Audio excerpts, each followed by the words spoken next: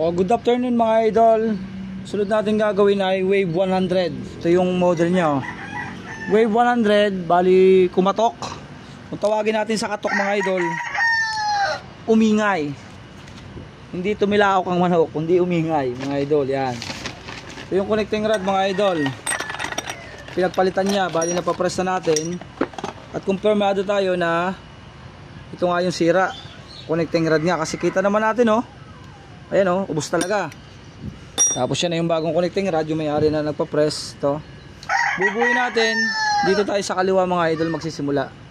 Bali sa magneto, dun tayo sa kabila dito. Ilalagay muna natin yung ating sigunyal dito sa crankcase. Yan. Madali ito, malambot naman to. Yun, hindi nyo na kailangan paluin pa siya. Siyempre, ang dulo nito, clutch side. Susunod natin dito mga idol ay kicker. Ang kicker natin, ito. Yan. Wala kayong hiwagin dito sa kicker kasi nga okay lang yan. Yung mga gear lang dito kung sakali magkakalas kayo. Tapos may washer pa siya dito. Mamaya natin ilalagay yung washer. Yan. Ang washer niya ay ito. Saktong-sakto siya dito mga idol. May washer. Yan. Okay na. Susunod natin transmission natin, magsisimula tayo sa counter shaft mga idol. Ito ang counter shaft natin. Hanapin natin yung washer na spline at magkaiba siya ng design. Bali yung isa maliit, uunahin natin dito kasi pag napalagay yung malaki na spline washer mga idol, bali hindi tatama dito sa ating third gear, kasi pag napalagay makapal, hindi siya papasok doon. Hindi siya papasok kaya kailangan yung manipis lang. Tapos next natin ito. Yan. Yun uli, yung washer na yon, spline washer. Susunod natin dito itong ating second gear. Yan. And next, lalagay natin itong bushing sa dulo. Yan. Tapos dito tayo, primera. Ang paglalagay ng primera mga idol, ganyan. Hindi siya pataob, kundi nakatihaya. Yan, dito ang ukab. Sunod natin, siyempre may bushing. May bushing tayo. Yan. May bushing. Sunod natin dito sa bushing, washer. Yan. And next, tapos na tayo dito sa counter shaft. Sunod natin sa main shaft. Ang main shaft natin di rin nahihiwag kundi meron din tayo dito ang spline washer. Ang spline washer natin dito mga idol, manipis. Manipis ito. Siya yung manipis na maliit dito. Saktong-sakto, lalagay natin doon sa circlip. And next natin itong gear. Yan. Tapos na tayo. Ngayon, counter shaft dito. Dito tayo sa magsisimula dito sa ating engine number. Tapos papaganyan. Ganyan ang buo niya. Yan na. And next natin mga idol, ito drum shift kasama ang porting. Siyempre may tamang lagayan. Kailangan itong kabila, ito ay dito sa kabila yan. O ganyan. Hindi basta ito nilalagay kasi nga may tamang lagay din. Alright. Tapos pagsasabay-sabay natin. Kung nahirapan kayo, mamaya nyo na ilagay itong sa kicker. Tapos mamaya nyo na lang ilagay ito. Pwedeng ito muna ang dalawa. Tignan nyo mga idol Ayan. Ngayon nakalagay na. Isasangat nyo ngayon to. Shaft porting natin itong gear na to dito. Tignan nyo Yan. Ngayon, ibababa nyo siya. Pagkababa, yun na yan. Lalaglag na siya doon sa ilalim. Alright now. Lalaglag na siya. Tapos to, rotation yan. Bali kaya lang natigil yung kwarta natin. May butas yung port, yung pinaka drum shift. At tama siya doon, Pumapasok siya doon sa loob, Pumapasok. Pag naka-revolution kayo, napasok na ganyan. Kaya rotation, kasi nga nakaganyan siya. Pag revolution, saka lang siya papasok. And next, lagay na natin yung kicker natin na may washer. Yun. Tapos mga idol, overhauling gasket, Makoto lang ang binili mayari. Kaya okay lang to kasi yun ang binibili nila, ilalagay natin. Yan, ilagay na natin. Okay na yung mga gasket natin, wala na. Tapos dalawang dowel pin mga idol. Dalawang dowel pin. Ito yung dalawang dowel pin natin dito sa dulo. Tapos dito sa kabila. Yon.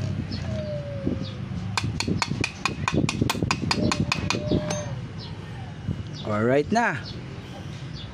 And then mga idol, langisan natin. Syempre langisan din natin to para yung mga bearing nya magkaroon na ng langis, para pag andar may langis na agad. And next dito tayo sa kabila, ilalagay na natin ganyan. Tapos to mga idol nga pala, yan, meron siya ditong sa oil pump. Tatama naman ang kanya yan, basta dandahan lang. Yan ang may tatama ng kanya. Hindi nyo na kailangan tong palu-paluin pa. Kumbaga ito na may natama ng kanya, oh. Nagkukusa naman yan mga idol, hindi nyo na kailangan paluin pa. Tapos ilalagay natin ang tornilyo lahat dito sa 2, 3, 4, 5, 6, 7. Ito yung mga tornilyo nya.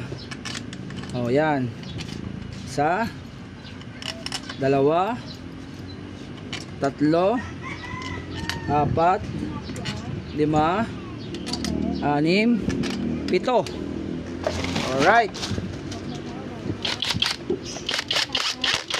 Sa 2, 3, 4, 5, 6, 7. Yun. Paikutin natin yung oil pump kung hindi siya, kung tumama siya dun sa kontil. Tumama naman idol, tama. Tapos spray wheel natin to kung spray wheel to. Dito kasi natin malalaman kung nag-spray wheel siya, yan o. Ito mga idol, oh, spray wheel siya, oh. Kasi yung kicker natin hindi pa nakaikot, kaya yan o. Spray wheel siya dapat. Ito mga idol, ang paglalagay naman ito, spray wheel natin tong gitna, kailangan iikot muna ng konti ito, yung kicker. Yan. Kailangan din nasabit kasi pagkasala, tingnan nyo ha. Yan o. Nakagarkar siya. Tunog siya ng tunog ng kagarkar. Kailangan iikot nyo ito ng konti. Yan. Tapos yan, kailangan hindi siya sabit. Tapos ito yung gagamitin natin, yung sa kicker. Ito mga idol, oh, yan. Ito. Igaganto natin. Tingnan nyo mabuti ha. Watch me. Yan, ganyan. Bababa. Make sure na hindi naingay ito. Yan o. Make sure na hindi naingay. Kailangan spray wheel. Para pag sinabit nyo doon, naka spray wheel siya, oh, stable. O yun. Para pag inikot nyo yung kicker, tingnan nyo ha, kagat siya na hindi siya kakagarkar. Kasi pagka sala po ang timing natin ito, iingay, oh. Mananabit siya. Rrrr, ganun siya ng ganun. Kaya yun po yung timing niyan. Tapos sa loob, huwag nyo kakalimutan, may washer sa loob sa gitna. Kaya kailangan kung mekaniko ka, huwag mong malilimutan niya kahit tumanda ka. Kahit anong mang gawin mong motor, kabisado mo mga idol. Ano? Tapos dito, yung plastic natin ang gagamitin mga idol, ito. 1, 2, tapos meron pa siyang isa dyan na ito. Yan. Hindi na natin kinakat yung video kasi gusto ko matutunan nyo. Kahit mahaba, basta matutunan nyo mga idol. Dito to guide para hindi sumala yung ating cross housing. Tapos to, yan. Ito nga pala iniikot mga idol, iikot to. Pwede ko bang i-highlight para makita nyo mga idol? I-highlight ko ha. Wait lang, wait. Yan. Ayan o, diba tinatanggal natin na ganyan. Iikot natin siyang ganyan, yan. Sa gitna parang sprocket yan. Para hindi siya mabunot. Para hindi siya mabunot. Iikot nyo, tapos to, yan, ilalak nyo dyan. Yun. Okay na. Ganun lang mga idol.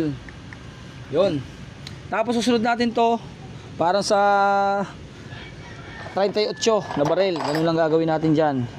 Ilalagay natin itong mga pinaka-pin sa 2, 3, 4, 5, 6, 7. Yan. Unahin natin yung dalawang maliit. Yung sa pin. Ito yung mga pin nyo. Yan. Maliit. Tapos may maliit dyan. Huwag nyo muna ilalagay yung maliit. Hanapin nyo muna yung mahaba lahat. Kasi pag napalagay yung maliit, mahihirapan kayo magtanggal. O yun, kagaya nun. Maliit yun. Ilagay na natin yung huling maliit. Mararamdaman nyo naman na siya maliit. O yun. And next natin, ito. Chain shaft. Ilalagay natin yung chain shaft. Siyempre, need natin ito. Yan. Yun. Wala siyang washer dito mga idol. Wala siyang washer ha. Kalimitan sakit kasi niya, babaloktot kaya medyo maganit. Huwag nyo naman kakalaksan ng pukpok kasi ito. Hindi naman papasok doon sa crank, sisikip. Tama lang. Tama lang mga idol. Wala problema pumukpok, basta tama lang. Nasa tamang paggawa. Ayan o. O, diba? Malambot i-cambio. And next natin dyan, yung pinaka stopper cam. O yung star natin, spindle. Ito. Yan. Lagay natin. Kasi pagkasala din to, hindi rin siya tatama ng ayos doon sa lagayan. Hindi nyo mailalagay o baligtad. Kaya may tamang lagay. Yan o. Yan. And next natin, yung bolt dito. Yan.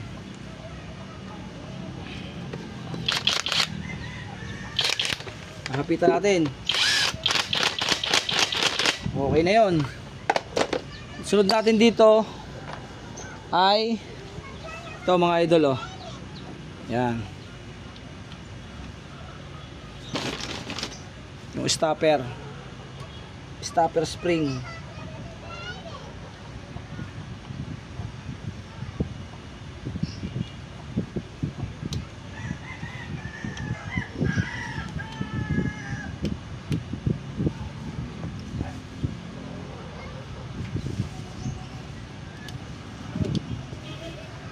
Yan, pag kinapitan yan, make sure na lalaro para pagka ikinambyo nyo, tatama siya dun sa gitna. Alright. And next natin dito, pagka wave 100 may washer siya makapal mga idol ito. Ayan. And sunod natin, syempre clutch housing. Clutch housing, may washer sa gitna. Yan. Huwag mawawala itong washer sa gitna. Magra-running clutch pag nawala. Sasabay natin ang clutch hub. Tapos meron siya ditong salo ng langis. Ito. Yan. And next, susunod natin ito. Ito naman iikot nyo. Ang tamang lagay nito para hindi maingay, isasagad nyo. Pagkasagad, ikot lang ng isa pabalik. Tapos tatama nyo lang dito. Yan. Make sure na tatama talaga kasi pag sumala, maingay na. At huwag nyo kakalimutan, syempre may bushing mga idol. Wait lang. Ano natin yung bushing. Ayan, ito yung bushing oh. Yun. Ito, hindi ko naman siya binitawan. Gaganon ko uli. Tapos balik ng kaunti. Yan. Tapos tama sa gear. And next, laglag lang. Medyo mahirap-hirap to kasi hindi to basta ginagawa mga idol, talagang pinaghihirapan to bago talaga mailagay. Yan oh. Make sure na tatama talaga yan. Kasi pag sumala talaga ng isang ngipin, mahirapan ka. Ayun oh. Tatama naman yan ang kanya. Ayun oh mga idol oh. Dalawang washer dito. Dalawang washer. Ang wave 100 po, inuuna natin ito. Itong isa. Tapos saka yung out. And next, pagka mga matic, may bushing siya dito na makapal sa gitna. Hindi magmamatik yan kapag nawala. And next natin, ito.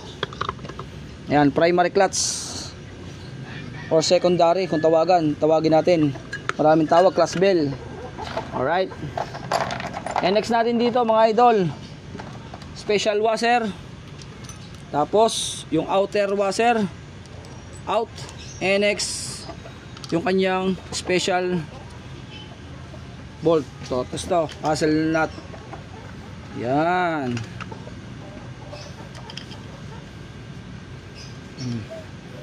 Next natin, syempre, dalawa nito sa ilalim. Doon sa salo ng langis natin. Yan. Lalagay natin sa ilalim.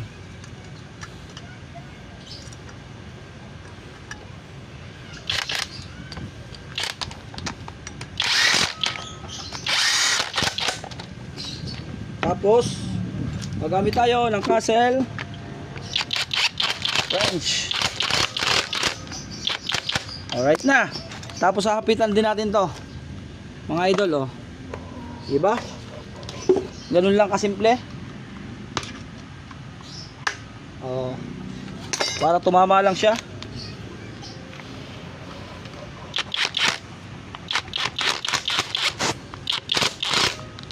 Yun.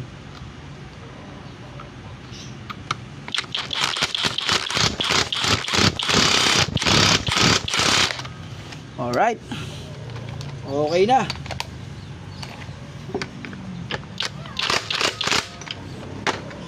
Alright na mga idol, ganyan lang kasimple, oh.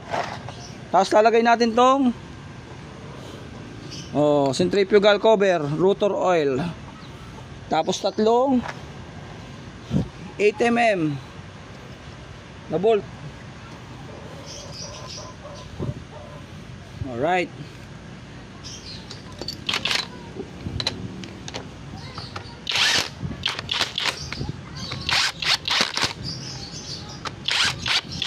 Tapos ang connecting rod automatic, pag nagkatama ang block po niyan, rebore. Tapos bearing, plus bearing. Yan. Plus bearing po. Ang next natin, meron siya ditong guide. Yan, oh. Makikita nyo naman mga idol, oh. Meron naman siyang pinaka ano, ito.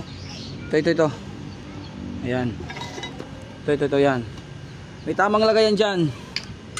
Tapos ito, yan, may marker. Yan, hindi kayo malilito dyan mga idol, oh. Pag mga wave 100, yan, oh. Alright. O yan lang mga idol, kakabit nyo na. Tapos yung block sunod-sunod na. Hanggang dito lang tayo. Maraming salamat. God bless po. Pa-share naman ang video natin mga idol. Wave 100, pagbubuo ng transmission, clutch sides, at marami naman nakakalam sa head.